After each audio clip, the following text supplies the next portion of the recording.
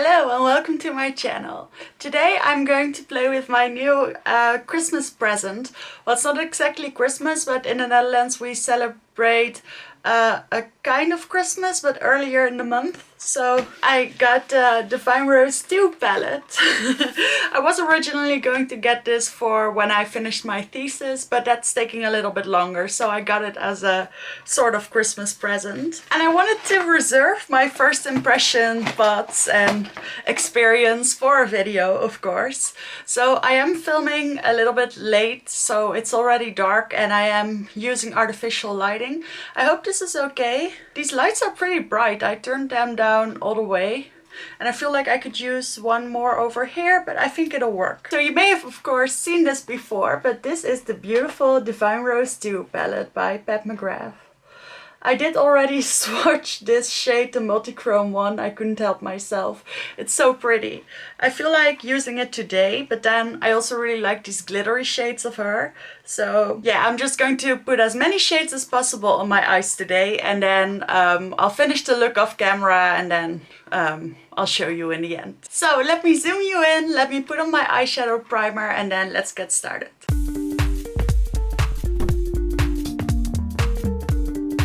So I primed my eyes using the icing primer from Glamlight in the shade Classic Vanilla. And I'm taking a medium-sized fluffy brush and I'm going to dig into this palette. I'm so excited for this one. There are only two mattes, so I think I'm going to do the obvious thing and just use the lighter one to put in a crease and then the darker one to deepen it up. But I am curious because these mothership palettes all have these sort of same tones for matte shades, but these ones definitely look a little bit more pinky and purple. So I am excited to see how they work out. So I'm going into the shade Naked Blush. And I'm going to put that through my crease, and indeed this shade, it's almost a little bit peachy, I would say.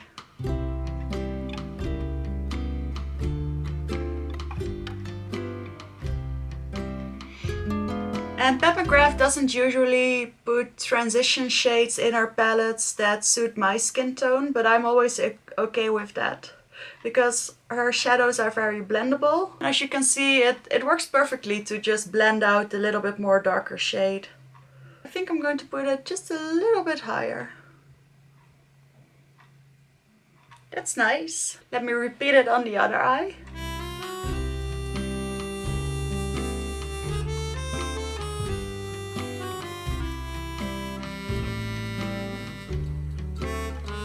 So I think that's sort of even enough at least. I'm going to switch to a smaller pencil brush and I'm going into the shade Extreme Burgundy, which is this more purple shade. And I'm just going to put this in the outer corner. Oh wow, those shades look beautiful together. I thought the one was much more orange and the other one was much more purple, but they're actually both in the sort of red orangey realm.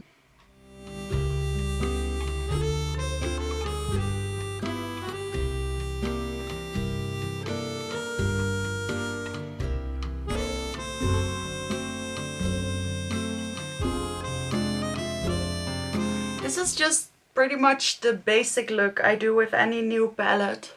And I do that so I can really test how well the shades blend on top of each other and build.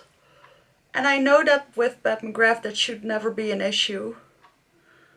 But it's sort of a tradition of mine to do this kind of look for the first time. Just use the shimmer that I'm interested in the most, or a couple of shimmers, but then do this pretty basic deepening up with the matte shades. I will of course do more content with this palette, and then I'll also do some other looks with some other shapes.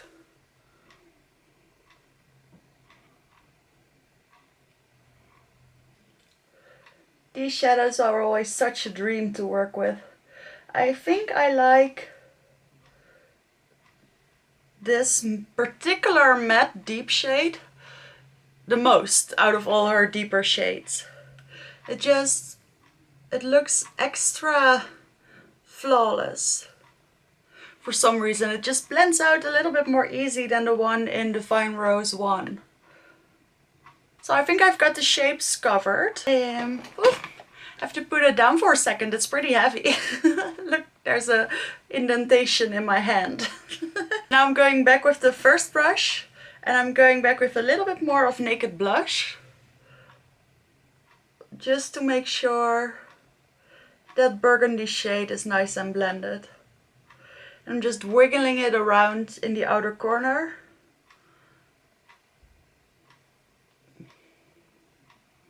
So I think that's it for the mattes. I mean, there are only two and I use both of them. Now I do want to highlight the brow bone a little bit. So I'm taking this flat shader brush and I'm going into the shade Skin Show Rose Opal. There's always this one pretty light shade. I do feel like this one is a lot deeper than the one in Divine Rose 1. But we're going to see how it works for me. I think it just about works. Just light enough. It looks like a duochrome. It looks peach when you have it head on. But then it kind of looks pink whenever I twist my head. It's definitely a little bit deeper than I would like for a brow bone highlight. But I do like it. I'm also going to put this in my inner corner. And I'm probably going to add a little bit of more of this once I finish my base makeup. Okay, now it's time to put on some special shades. And I'm going to start with this small smudger brush by Essence. And I'm going to put this beautiful bright pink underneath the lower lash line. I just saw a video of Morgan Turner with her top 3 in every category, which is a video I still need to do as well.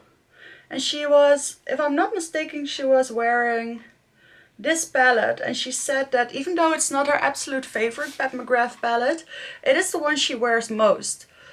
And I think she uses this bright pink shade a lot when she uses this palette. And it is beautiful. It's not extremely metallic or foiled or something.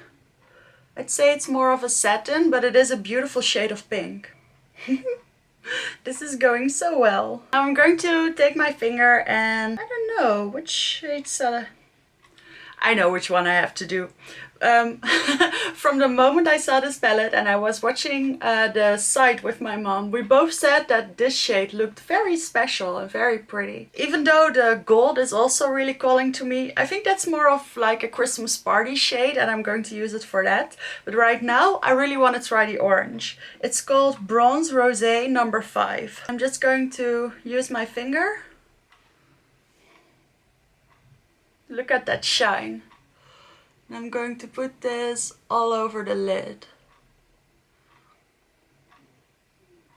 I didn't really hear anyone say this, but I feel like this combination of more orangey tones and more pink tones is very 70s. I guess I didn't really realize it myself until I saw this shade. It's very 70s disco vibes to me. For anyone who knows more about that, do you agree? I'm not really an expert, but that's just the vibe I'm getting. I'm taking another finger and I'm going into Divine Dusk, which is this sort of burgundy shimmer shade. I'm going to put a little bit of that in between the dark shade and the orange shade.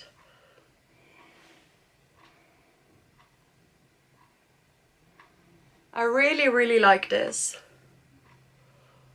I do feel like it's missing a teeny tiny pop in the inner corner. So I'm going to take, where did it go? I'm going to take this smaller pencil brush and I'm going into the shade Astral Pink Moon, which is probably one of the glitzy shades. I'm going to make sure there's a lot of product on my brush and I'm going to put that in the inner corner. Yeah, that's more of the pop I was looking for.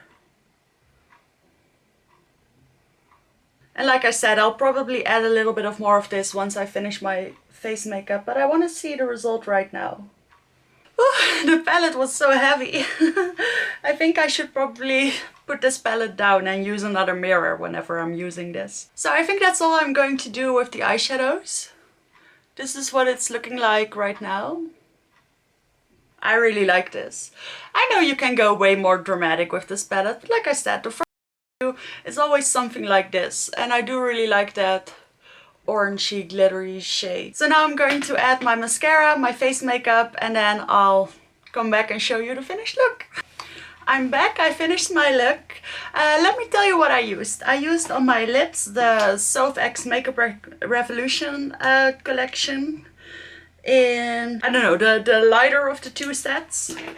I used the Le Beige tinted moisturizer from Chanel. I used this blush from the Ghost palette from Hourglass. I used my Dior Forever bronzer, the Anastasia brow gel, or like the brow freeze.